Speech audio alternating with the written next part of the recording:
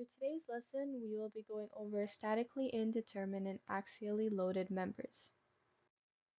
Let's look at some of the learning outcomes. We want to define and differentiate between statically determinate and statically indeterminate axial members and solve a statically indeterminate problem. Statically determinate means that we can solve for member forces and support reactions by statics and equilibrium alone. And statically indeterminate means that the equations of equilibrium are not sufficient enough to solve for member forces and support reactions. That means we need to find more equations. First, we'll write equations that specify conditions for displacement, such as compatibility equations, which are also known as kinematic equations.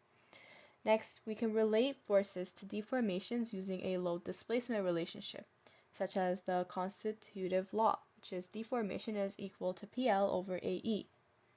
Lastly, we'll use the principle of superposition to simplify loading or to separate the problem into simpler cases. Let's take a look at the procedure to solve a statically indeterminate problem. First, we will look at statics, which are the equations of equilibrium. We will look at compatibility, which are equations of geometry, such as relating displacement. Next, we'll look at the constitutive law, where we relate force to deformations using the deformation equation. And lastly, we will solve. Let's take a look at this example. Find the forces at A and B on the statically indeterminate axially loaded member. Anytime we have more than one support reaction, we have to solve the problem using statically indeterminate methods. First, we will set up our positive axes. Next, we will draw out our free body diagrams based on the cuts made on the diagram.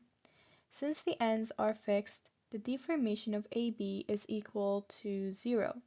This means that the deformation from AC minus the deformation from BC is equal to 0. Solving for this, we can write the force at A in terms of the force at B. This will be our first equation. Now we can use the summation of forces in the y direction to substitute this, giving us the force of B as 200 newtons. We can substitute this into our first equation to get the force at A as 300 newtons. Using the procedure for statically indeterminate problems, we found the force at A and the force at B.